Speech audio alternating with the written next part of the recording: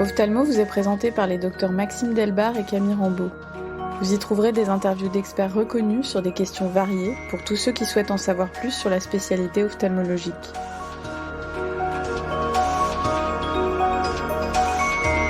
Le kératocone est une maladie caractérisée par un amincissement et une déformation de la cornée qui va lentement passer d'une forme grossièrement sphérique à une forme irrégulière et amincie d'allure conique. Cette déformation est le plus souvent décentrée et aboutit à l'apparition de plusieurs troubles visuels.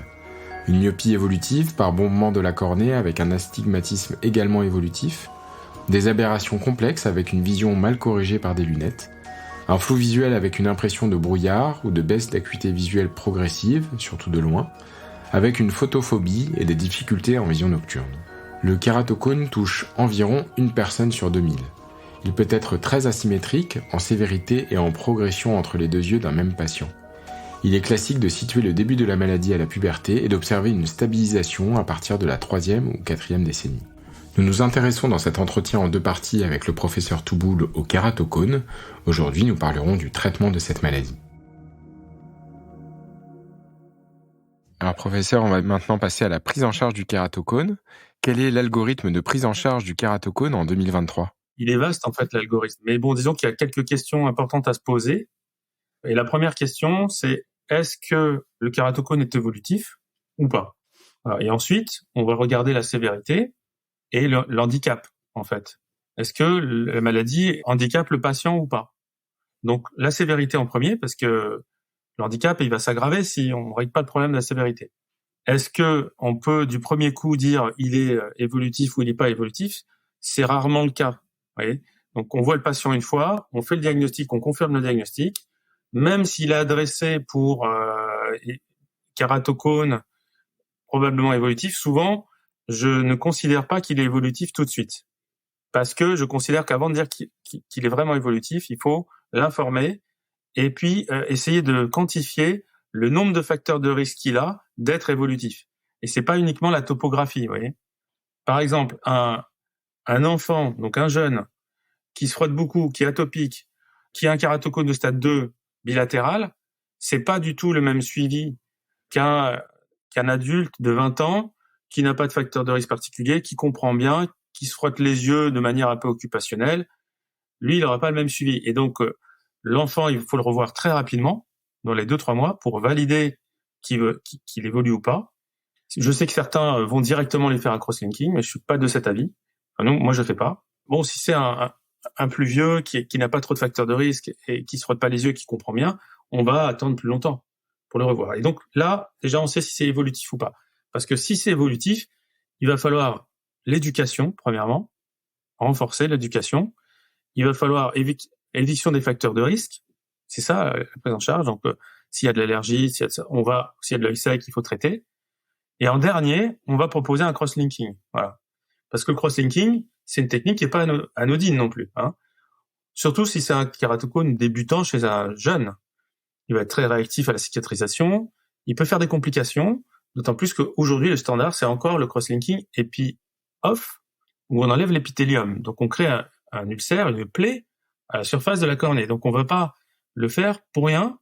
Ce serait mon enfant, j'aimerais pas qu'on lui inflige un traumatisme comme ça s'il n'y a pas une bonne raison derrière. J'aime être certain que ça évolue.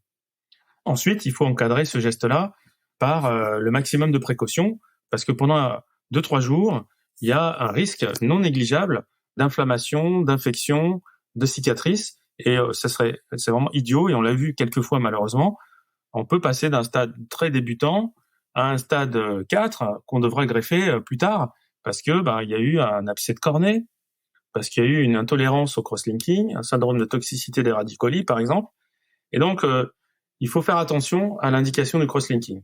Je dis pas qu'il faut pas en faire, hein, parce que malgré tout, maintenant qu'on a 20 ans de recul, on sait que ça marche. Mais attention, c'est pas à mettre entre toutes les mains. Il faut pas le faire sans encadrer le geste, surtout chez les jeunes. Donc plus on est jeune, plus on a tendance à prescrire un cross-linking rapidement, parce qu'on sait qu'ils évoluent vite. Il y a même des cross-linking pédiatriques, c'est-à-dire moins de 15 ans. Ça m'est arrivé de le faire sur des 11, des 12. Voilà, c'est très rare, mais ça peut arriver. Donc, on peut le faire même sous anesthésie générale s'il le faut. Et ceux-là, ils ont quand même des risques de faire des complications. Après, bon, viendra la question que vous allez me poser sur lequel on fait. Quoi qu'il en soit, déjà, c'est les conditions et l'indication. Donc ça, c'est le premier parti. C'est il évolue, on lui fait un cross-linking, si on est sûr. S'il a 32 ans, je fais pas de cross-linking en général. Hein, parce que j'en vois jamais c'est l'éducation suffit.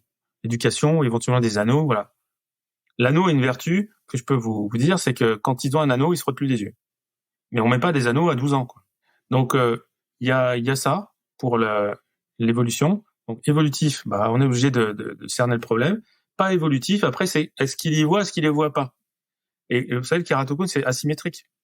Donc on peut très bien avoir des gens qui ne savent même pas qu'ils ont un kératocone parce qu'ils ont un kératocone stade 3 d'un côté et l'autre ils ont 10/10 parce qu'ils n'ont pas de kératocone. C'est la kératocone unilatéraux. Dans ma clientèle, il y a presque 20% quand même. Hein. J'ai regardé, je les ai recensés. On les utilise comme témoins pour les études, notamment pour les facteurs de dépistage des formes frustes dans la réfractive. On a fait ça plusieurs fois sur des thèses. Et donc il faut un groupe où il y a rien quasiment et de l'autre côté un kératocone pour prendre ce groupe-là comme subclinique, subkératoconique, pour dire voilà quels sont les cut-offs avec la normalité des patients qu'on a recrutés pour la réfractive. C'est le modèle d'étude le plus classique et après on utilise l'intelligence artificielle pour dire voilà c'est ce paramètre-là de la phase postérieure du truc qui est le plus vite en rouge qu'il faut mettre dans les scores, dans les trucs comme ça. Donc il faut vraiment une fois qu'on a défini l'évolutivité passer au retentissement fonctionnel.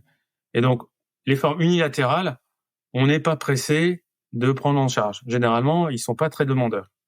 Généralement, ils veulent pas de lentille de contact non plus, parce qu'ils vont avoir une vision binoculaire un peu améliorée, mais ils doivent mettre une lentille de contact tous les jours et c'est une rigide. Donc ils aiment pas. Donc j'ai arrêté d'envoyer, sauf ceux très motivés. Voilà, ceux-là, il y en a qui sont très motivés. Bon, il faut pas hésiter, parce que je parle de lentille de contact parce que la lentille de contact, c'est quand même la première chose à discuter avec les patients. C'est non invasif, c'est très efficace. Sauf dans les formes très avancées, mais c'est très efficace. Donc la lentille rigide a fait beaucoup de progrès en 20 ans. On utilise les rigides, les petites, les grandes, les semi-rigides. On utilisait avant les piggyback qui on n'utilise plus trop maintenant. Et puis il y a même les mini-sclérales et les sclérales. Donc il y a vraiment très important de connaître un bon contactologue. Nous on en a 3 et c'est très important de faire des tentatives avec ces patients-là. Donc s'ils évoluent pas, c'est les lentilles, sauf les unilatéraux qui peuvent avoir une petite paire de lunettes, ou alors éventuellement je les oriente vers la chirurgie dite mini-invasive, c'est-à-dire anneau plus ou moins laser. Mais je ne leur propose jamais de chirurgie réfractive, parce qu'il y a quand même des centres qui ont tendance à connaître les procédés et proposer presque une chirurgie réfractive à ces patients. Évidemment, ces patients-là vont pas forcément refuser, parce que quand on a 20 ans, on est content de se débarrasser de ses lunettes. Voilà. Donc, je pense qu'il faut vraiment faire attention à pas confondre le champ chirurgie de réfractive où on peut effectivement faire du laser, mettre un anneau, etc. pour essayer d'éviter les lunettes pour les stades 1 ou 2 de kératocone et le côté pathologique. Voilà. Où là, vraiment, il faut conserver le maximum de tissu. Et voilà. Donc, s'il y a des symptômes, c'est une fatigue visuelle, des difficultés en classe, à l'école, à l'université, etc., des problèmes de conduite, et ben là, on va dire bon, vous essayez les lentilles. Si ça marche pas, alors malheureusement, il y a quand même, moi je dirais, entre 20 et 25% des patients, ça marche pas bien, ça colle pas bien, ils y arrivent pas, ils sont intolérants aux lentilles pour diverses raisons. Des fois, c'est l'adaptation aux lentilles qui est mal faite, hein, faut le dire. Il faut parfois les pousser à réessayer, les pousser à changer de praticien si besoin, parce que c'est dommage de passer à côté des lentilles. Il y a des gens, moi je connais des gens qui ont mis 30 ans leurs lentilles sans problème. Hein. Lentille rigide, 30 ans, pas un vaisseau sur la cornée. Donc c'est possible. Il y a même des gens qu'on opère de la cataracte et après ils remettent leurs lentilles parce qu'ils préfèrent. Bon, c'est pas ce que je propose aux patients en général, mais néanmoins c'est possible. Donc les lentilles pour la vision, c'est ce qu'il y a de mieux. Maintenant, si on est intolérant, donc autre embranchement, on est intolérant. Voilà, ça dépend ce qu'on a comme tissu. Si on a un stade débutant, une cornée encore relativement épaisse, eh bien, on peut proposer un anneau intracornéen parce que c'est additif, c'est éventuellement réversible et ça n'enlève pas de tissu. Avec les nouveaux anneaux qu'on a aujourd'hui, on est capable, en fonction du pattern topographique, d'appliquer le pattern d'aplatissement de l'anneau qui correspond le mieux. Il y a des anneaux progressifs, il y a des anneaux de différents diamètres, de différentes épaisseurs, de différentes progressions. Et donc, avec ça, on arrive, en général, quand on a un peu l'habitude, à dégrossir pas mal le kératocone du patient, mais c'est jamais aussi prédictible qu'une paire de lunettes ou un coup de laser excimer pour une chirurgie réfractive. C'est pas aussi prédictible que ça, mais souvent, je propose aux patients et ils sont plutôt contents, même si c'est pas parfait. Parce que si c'est pas parfait, c'est pas grave. S'il y a qu'un œil qui est atteint, notamment, ou si c'est de l'autre côté une paire de lunettes, ça rétablit l'anisométropie souvent. C'est ça qui est intéressant. Ça diminue la différence de taille d'image entre les deux yeux et ça améliore grandement les patients. Donc, ne pas hésiter à mettre des anneaux. Bien sûr, faut les mettre dans les règles de l'art. Faut savoir le faire. Faut apprendre à le faire ou l'envoyer à quelqu'un qui sait le faire. Et ensuite, on attend quelques mois. On voit si ça améliore. On voit si avec des lunettes, c'est pas mieux. Si ça reste un peu limite, on peut proposer, dans la mesure où il reste du tissu, c'est-à-dire au moins 450 microns au point le plus fin, on peut aller enlever 50, 60, 80 microns en couplant avec un cross-linking. Pour cette fois-ci, le cross-linking, il n'est pas là pour stabiliser la maladie, mais pour se donner le droit de faire du laser, en fait. Dans le cadre du protocole d'Athènes, par exemple, eh ben, on fait du laser et c'est vrai qu'on a souvent des résultats intéressants. Mais c'est délicat, c'est pas évident, il y a des calculs, il y a des compromis à faire. C'est pas très reproductible pour chaque patient. Il y a des cas de fibrose, il y a des AIs importants parfois. Donc il faut vraiment peser le pour et le contre en fonction de l'handicap du patient. C'est pas la peine de leur proposer des trucs s'ils sont bien dans leur basket et si tout va bien dans leur vie, quoi. Et si ça n'évolue pas. Voilà. Donc du coup, j'en fais pas énormément des lasers sur anneaux. Je fais des anneaux. Souvent, ça suffit. Et ça m'arrive de faire un peu de laser par-dessus. Et j'ai quelques belles séries où, effectivement, on arrive presque à 10 dixièmes sans correction. Mais c'est pas la règle. Donc, on peut pas démocratiser ça. C'est dangereux. Et il faut pas oublier que, de toute façon, il y a des limites. Quand on va trop loin avec le laser, on va se retrouver avec une cornée à 300. C'est pas ce que ça va devenir chez des jeunes dans 20 ans, dans 30 ans. Et la face postérieure, elle reste cabossée. On peut rien y faire. Et ça va être une limite à utiliser le laser, à utiliser les anneaux, etc. Donc, le dernier volet, ça va être la greffe. Donc, si on a fait tout ça, ou alors d'emblée, on a un stade trop avancé, si on a eu un e-drops, eh ben, là, on n'a pas le choix, il faut faire une greffe. Mais attention, on fait pas une greffe à n'importe qui. Parce que la greffe, c'est un tournant dans la vie des patients. C'est pas n'importe quelle greffe. C'est pas une greffe endothéliale.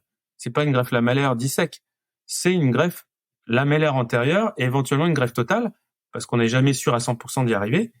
Ça implique l'arrêt de certaines activités sportives, le risque de prendre un coup qui va exploser le globe oculaire si vous allez en boîte, si vous tombez sur votre main, si quelqu'un vous donne un coup dans la rue. Bref, c'est plus la même chose. Il faut vraiment sélectionner les bons patients. Donc, faut pas le faire trop tôt, parce que vous savez que il y a la durée de vie de la greffe, il y a le rejet de greffe chez les jeunes, et puis il y a toutes les complications qu'il peut y avoir autour. Donc, il faut vraiment qu'il y ait un handicap avant de se lancer dans la greffe de cornée pour le kératocone. C'est pour ça qu'on n'en fait pas énormément. Souvent, on arrive à un compromis avec les lentilles, avec le cross-linking, avec le laser et les anneaux, quoi. Hein. Donc, on en fait beaucoup moins des greffes lamellaires antérieures profondes. Et d'ailleurs, il y a plus grand monde qui sait vraiment bien les faire, parce que c'est comme les forgerons, hein. Il faut forger pour faire bien.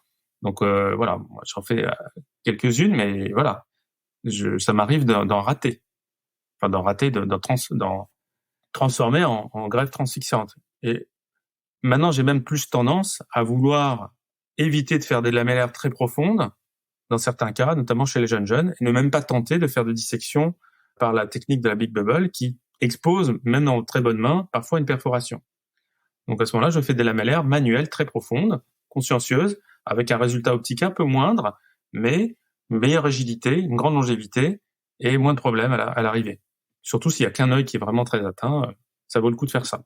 Bon, après, c'est une discussion un peu d'experts de la greffe, mais voilà, il y a greffe et greffe, il y a greffeur et greffeur, et surtout, il faut le bon moment pour greffer.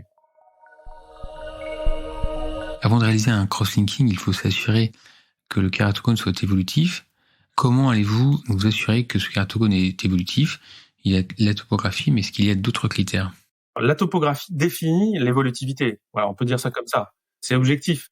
Après, on va aller plus ou moins vite en fonction du profil du patient, c'est sûr. C'est-à-dire que s'il est très jeune, s'il se frotte beaucoup, s'il comprend pas, s'il est dans un milieu défavorisé, s'il n'y a pas de suivi, on va aller plus vite au cross-linking. C'est des modulateurs. Mais en réalité, après, les indices qui sont validés dans les études et de manière à peu près internationale, c'est la kératométrie maximale, le Kmax, qui évolue de plus d'une dioptrie en 6 mois, quoi. Voilà, ça c'est un évolutif théorique. Mais en réalité, moi je regarde pas que ça. Je regarde le pattern, je vois que s'il y a le nombre de couleurs, si ça augmente, je vois si la cornée s'amincit, mais ça s'amincit souvent plus lentement que ça ne bombe plus, d'accord? Donc la kératométrie, ça va plus vite. L'apex se déforme plus vite que le vertex, le centre de la topographie, ou que le Kmax, hein. Donc quand on regarde le K-apex, eh bien ça va beaucoup plus vite. Donc le Ka dont je vous parlais tout à l'heure pour la sévérité, bah lui aussi, il grandit plus vite que le Kmax. Donc si on prend ces critères-là, bah ça peut aller vite. Mais comme bon, pour ces critères-là, il n'y a pas vraiment de cut-off, hein. Certains ont mis dans les critères la baisse de vision. Ah, c'est une aberration, ça. Il faut bien rappeler que l'acuité visuelle chez un kératocone, c'est hyper variable. Un coup, il voit 7, l'autre coup, il voit 12, l'autre coup, il voit 3. C'est n'importe quoi parce que ils ont une capacité à plisser, à accommoder qui est importante, et ils ont une cornée en plus varifocale. Si vous rajoutez à ça le jeu pupillaire et l'ambiance lumineuse, on s'y retrouve jamais, en fait. Donc on peut pas, on est obligé, si on veut vraiment voir l'évolution, de regarder la morphométrie, quoi. Alors, le volume, voilà. In fine, des algorithmes dans les machines vont nous le faire, ça. Ils vont nous calculer la volumétrie, ils vont nous dire, voilà, là, il a bougé de temps, c'est comme ça. C'est comme au tennis, c'est in ou c'est out.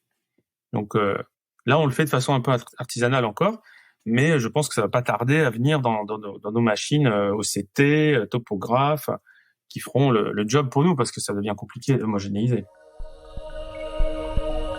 Depuis les premiers crosslinking dits standards qui étaient EPI-off, il y a eu des évolutions avec des crosslinking EPI-on, puis l'utilisation de iontophoreses et maintenant l'ajout d'oxygène. Est-ce que vous pouvez nous parler de toutes ces modalités de crosslinking? Alors, crosslinking, c'est une grande histoire, hein. C'est Theo Sellers qui, en sortant du dentiste, s'est dit, tiens, on va polymériser la cornée comme mon dentiste l'a fait, polymériser mon plombage, enfin, je sais pas comment ça s'appelle, ma résine. Bon, c'était intéressant. Ensuite, il y a eu des études ex vivo, en élastographie. On tirait sur les cornées porcines pour essayer de voir si après crosslinking, c'est-à-dire photoréticulation de collagène en associant riboflavine et UVA, ce composé photosensible libère des radicaux libres qui pontent les molécules de collagène dans le substrat. Voilà, donc c'est ça le crosslinking, c'est la photoréticulation. Et donc, ça photoréticule est très bien un bout de cornée de porc ex vivo, effectivement. Ça augmente son élasticité, vous savez, le rapport stress-déformation. Donc ça augmente la pente. Donc d'accord, donc la pente c'est l'élasticité, ça augmente l'élasticité, super. On va le faire sur l'humain. Donc c'est ce qui a été fait avec Bolensac, etc. Et donc au début on était un peu dubitatif quand on a commencé à voir arriver les crosslinking, parce que nous cliniciens, après un crosslinking, on voyait rien. Il se passait rien. Enfin, on voyait une cornée un petit peu easy, c'est-à-dire un léger voile de cicatrisation.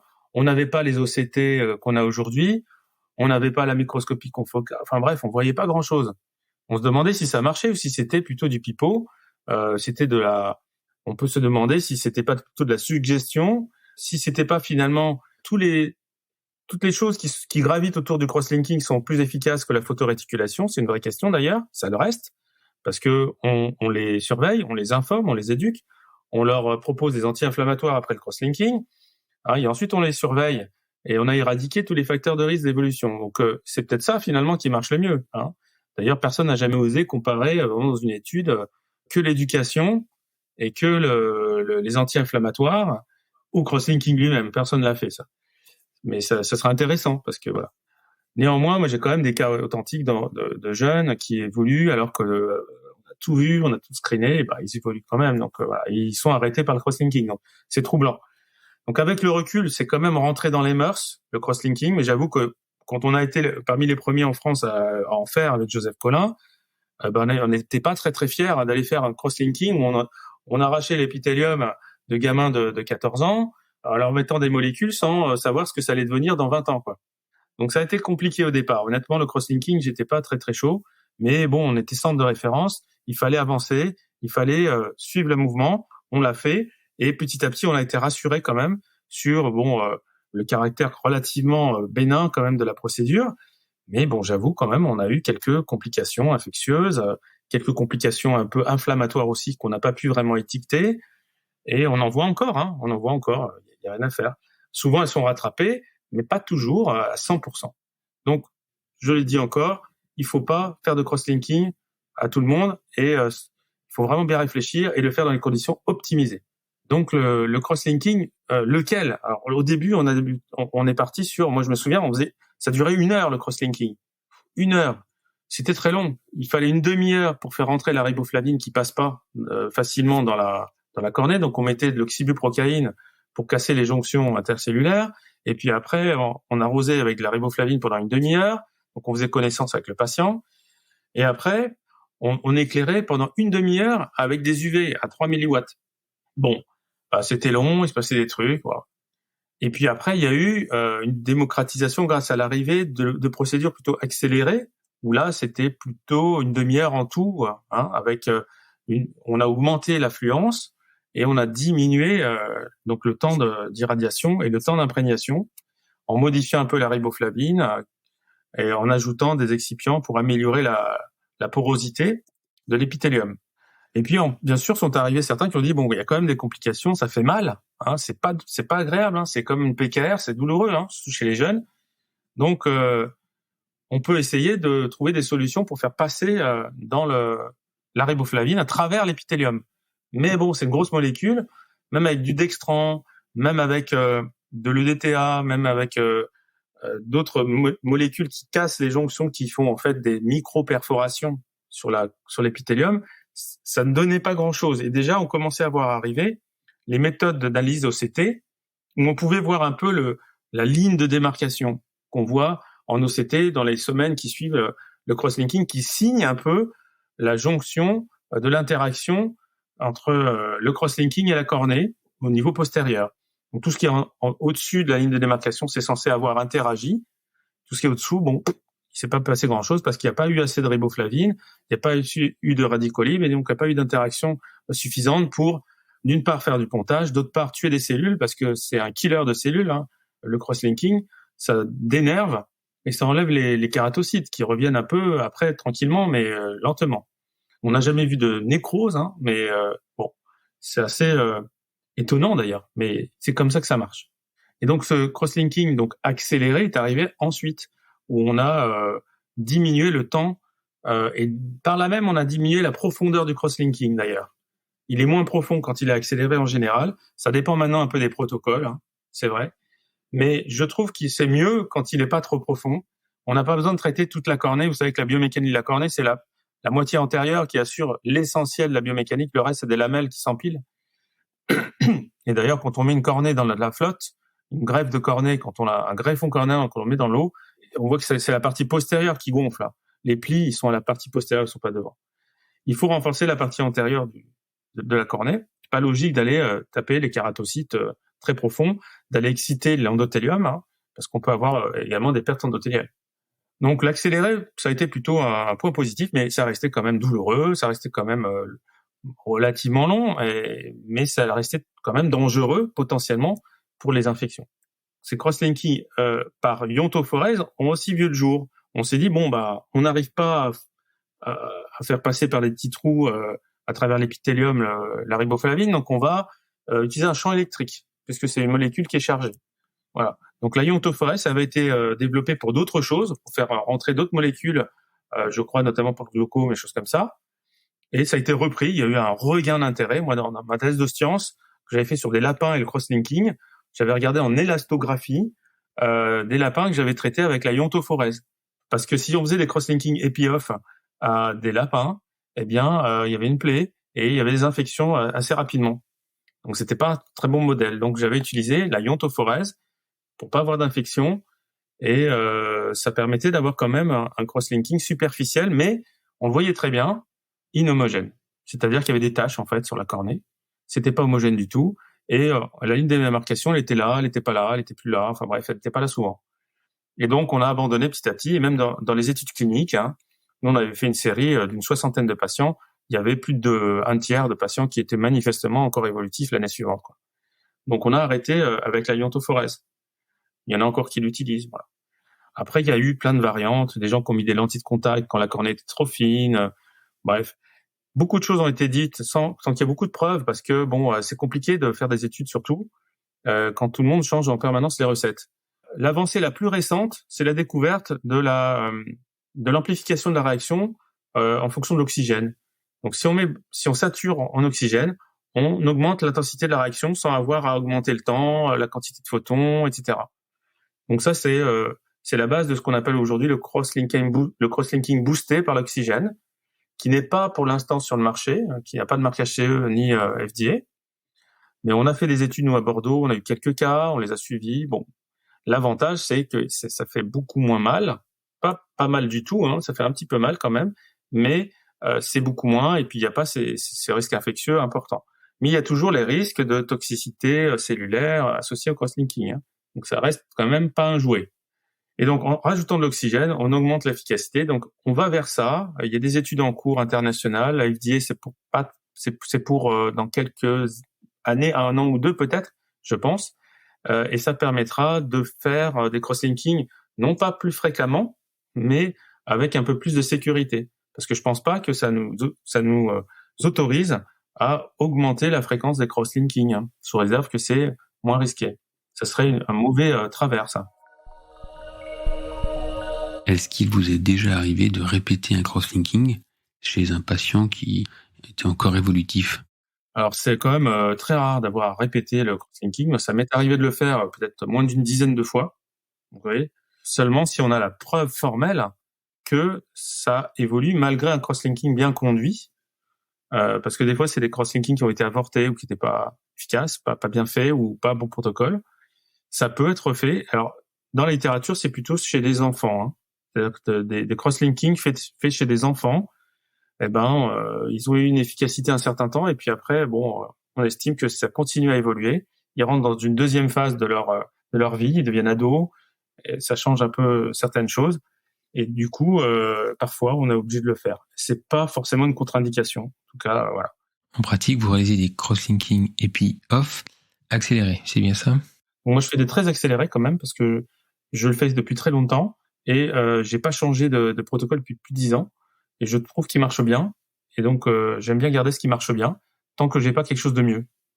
Et je pense que quand j'aurai le Google Boost, je passerai certainement au Google Boost, parce que j'ai vu de mes yeux le résultat sur les kératocytes en confocal, sur l'innervation, sur la sensibilité cornéenne, sur la ligne de démarcation. Donc je sais que c'est comparable et substituable théoriquement d'après ce qu'on a pu observer.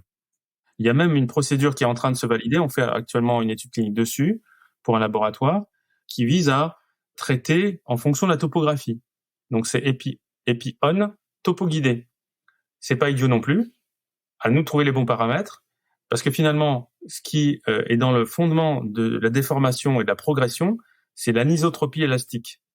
C'est exactement le même mécanisme que dans les anévrismes. Vous voyez, il y a une zone de faiblesse, et puis avec des battements, les battements, c'est les battements de la pression intraoculaire et les mouvements de l'œil, il y a une mise en tension et qui est plus importante. Et donc les forces de cisaillement sont pas les mêmes à l'endroit de l'ectasie, on va dire, et en périphérie.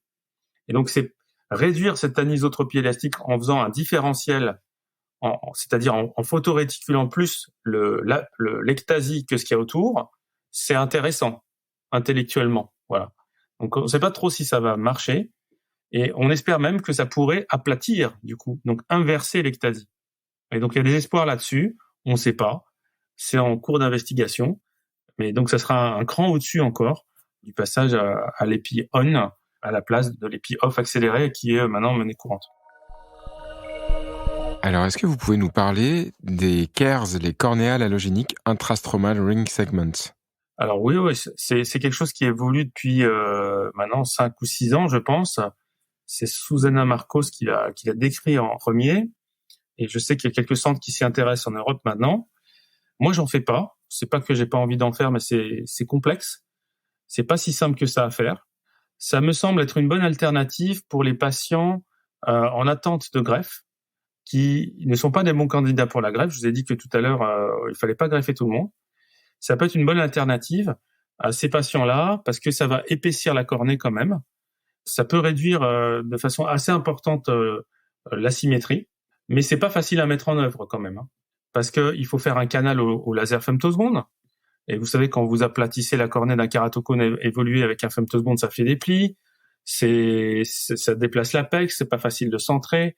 C'est pas si simple de couper parallèle. Là, on est parallèle à la face avant, qui elle-même est toute aplatie. Donc, on a une espèce de canal un peu bizarre, qui doit être assez large. Et ensuite, il lui faut le faire au moins 2 incisions. Il faut rentrer un tissu qu'on a prédécoupé nous-mêmes. C'est artisanal pour l'instant. Ça reste encore dans le domaine de la greffe de cornée, du coup. C'est une greffe lamellaire, finalement, mais en forme d'anneau, pour ne pas toucher l'axe optique. Parce que si on fait des greffes lamellaires dans l'axe optique, c'est tellement misérable comme qualité optique, bon, ça n'avance pas grand-chose. Ça a été tenté, on a fait des greffes de Bowman, des choses comme ça. Ça marche pas très bien, en fait. Donc, c'est pour ça que le KERS est un espoir, sauf si la cornée centrale, bien sûr, est déjà opacifiée. Mais néanmoins, je pense pas que ça soit applicable aux mêmes indications que les anneaux. Les anneaux qu'on pose aujourd'hui, c'est plutôt sur les stades 1, 2, 3 débutants. C'est là où on a une bonne reproductibilité. On commence à être pas trop mauvais. On sait qu'on peut améliorer un peu avec le laser après. Mais pour les stades où déjà l'anneau, c'est un peu trop tard, c'est-à-dire des cornées en dessous de 400, parfois à 350, bon, là, ça peut être intéressant, mais il faut développer la pratique. Et honnêtement, idéalement, il faudrait des tissus déjà pré-irradiés, où il n'y a pas de cellules. Comme ça, bon, il y a moins de chances de rejet. Il faudrait qu'ils soient calibrés en épaisseur, ce qui n'est pas évident non plus. Là, aujourd'hui, ceux qui en font, je pense qu'ils utilisent des punchs, ils bricolent, et puis si ça donne un bon résultat, on en parle. Si ça donne pas de bons résultats, on en parle moins, quoi. C'est pas dangereux, je pense, mais je reste un peu dubitatif quand même pour la généralisation.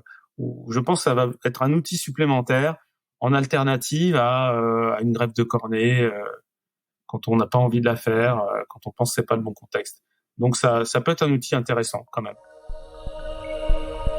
Comment prenez-vous en charge les e-drops ? Alors les e-drops, j'avoue qu'on en voit très rarement, de moins en moins. Alors je pense qu'on est peut-être bon dans le réseau, dans le centre de la communication en France, parce qu'on en voit quand même beaucoup moins qu'avant. Enfin, moi j'en voyais régulièrement il y a 10-15 ans.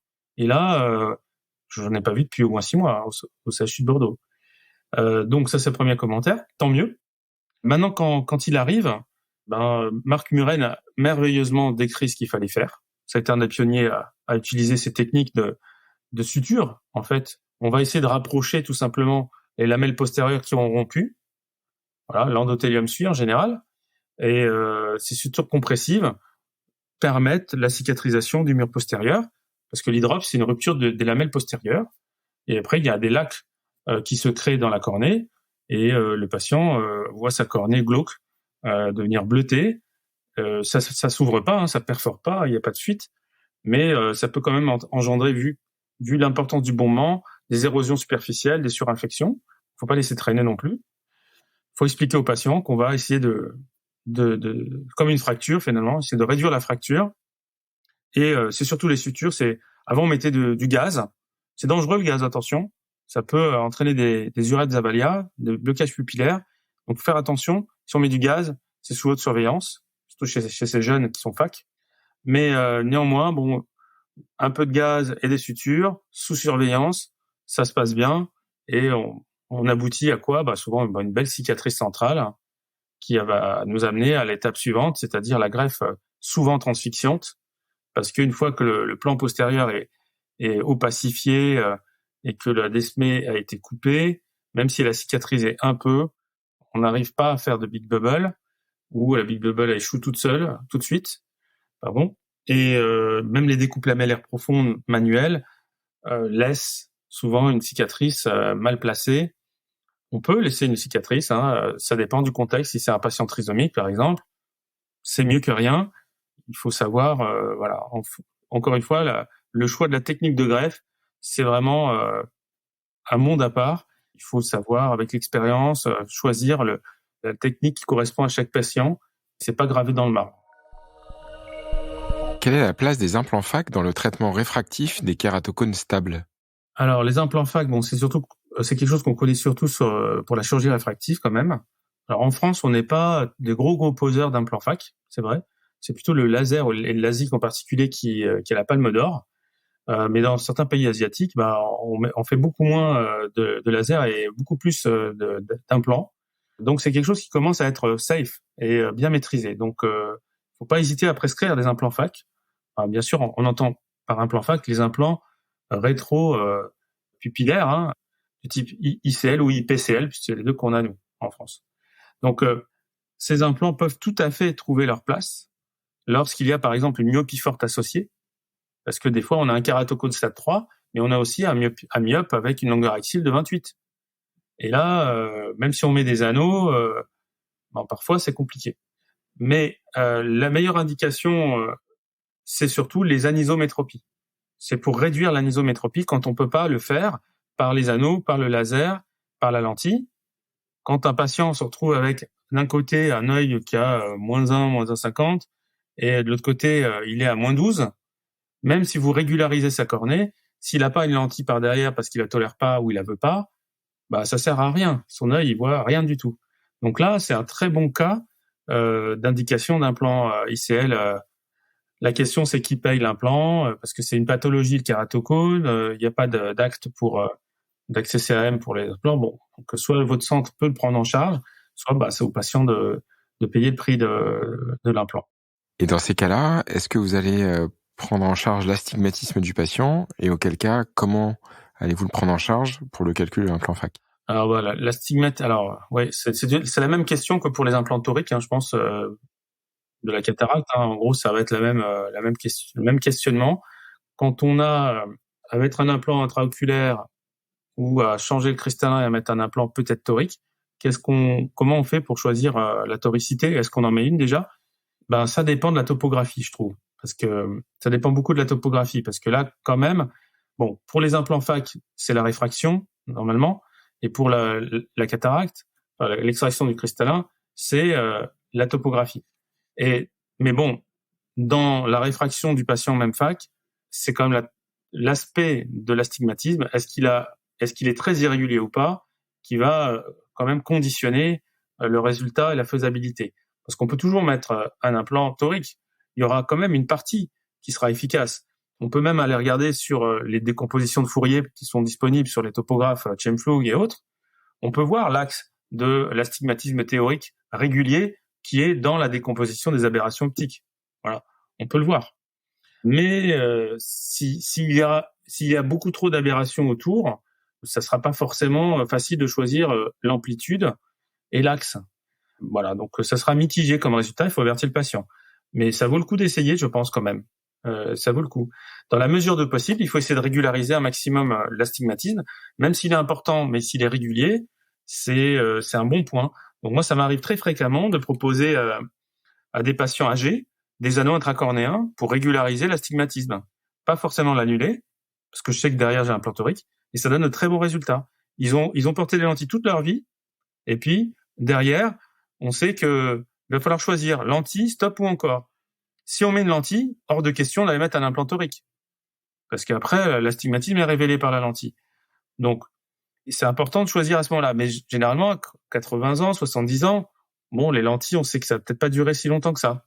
Donc on leur dit, on va mettre de côté les lentilles, on régularise votre cornée avec un anneau, puis 3 mois après, on choisit l'implant torique. Ça marche pas mal. Honnêtement, ça marche pas mal. Maintenant, des fois, c'est pas possible.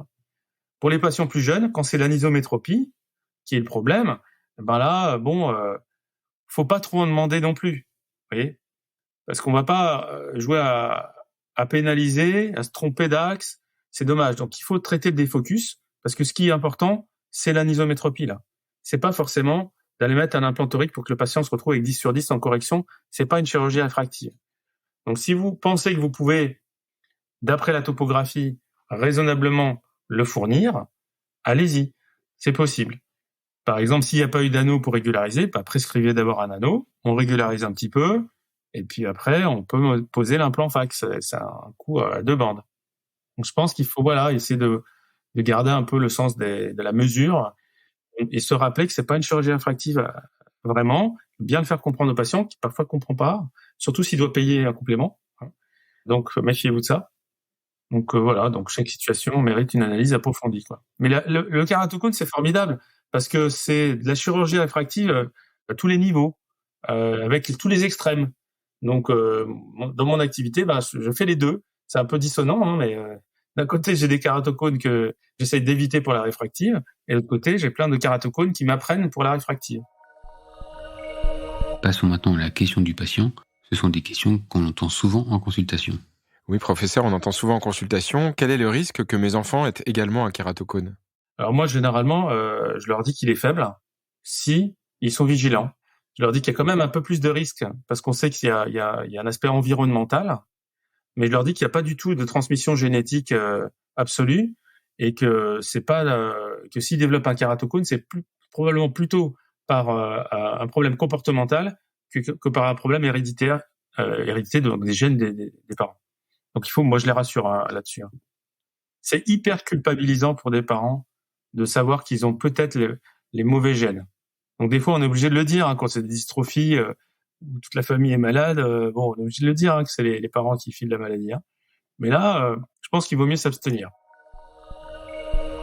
Il est difficile de prédire l'avenir, mais quelles sont selon vous les évolutions à attendre concernant le diagnostic ou la prise en charge du kératocone ?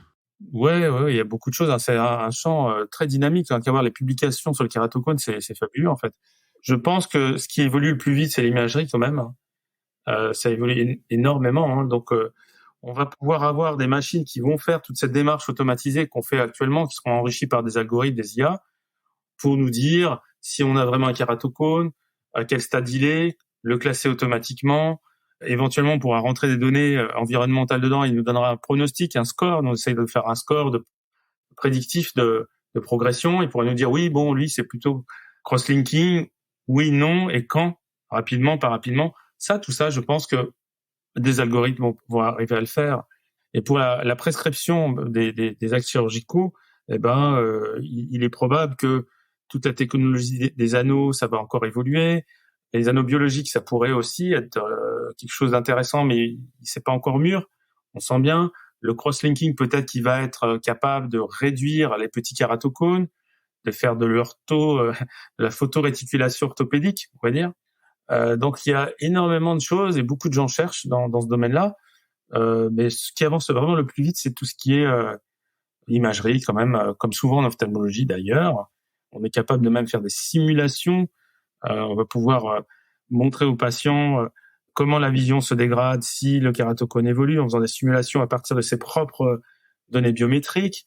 On va pouvoir peut-être mieux choisir et répondre à votre question du choix de l'implant torique, mieux choisir grâce justement à la simulation optique qu'on intégrera un jour dans ces appareils-là. Donc, ils vont répondre à ces questions-là qui sont un peu pifométriques, pour l'instant un peu artisanales. C'est ce qui nous attend dans les 10 ans à venir, je pense. À la fin de cet épisode consacré au kératocone, je retiens que lors de la découverte d'un kératocone, il faut renforcer l'éducation, lutter contre les facteurs favorisants comme les frottements oculaires en traitant une allergie ou un œil sec. En dernier lieu, on pourra réaliser un cross-linking si on est certain de l'évolution. Pour la réhabilitation visuelle, on proposera en premier lieu des lentilles rigides. En cas d'échec, et si la pachymétrie le permet, il est possible de poser un ou des anneaux cornéens. On peut proposer dans certains cas, s'il reste 450 microns au point le plus fin, un traitement laser excimer en le couplant au cross-linking. Et en dernier cas, il faudra savoir discuter d'une greffe lamellaire antérieure ou totale. Concernant le cross-linking, le protocole que vous utilisez est un cross-linking EpiOff accéléré. Le cross-linking boosté à l'oxygène semble prometteur. Merci beaucoup, professeur, d'avoir répondu à nos questions. Merci pour votre expertise, c'était passionnant. Je vous remercie aussi pour votre passion que vous communiquez à travers tous ces podcasts que j'écoute maintenant régulièrement.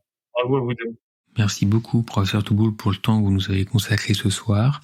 Nous aurons le plaisir de vous retrouver à la Winter Saphir, qui se tient à Nantes et qui se déroule le 10 et 11 novembre 2023, mais également congrès de la SFO 2024, puisque vous co-organisez avec le docteur Siem Lazreg une session de bonnes pratiques pour le kératocone. Ophthalmo est disponible sur toutes les plateformes d'écoute. Si l'épisode vous a plu, laissez-nous un avis et partagez-le.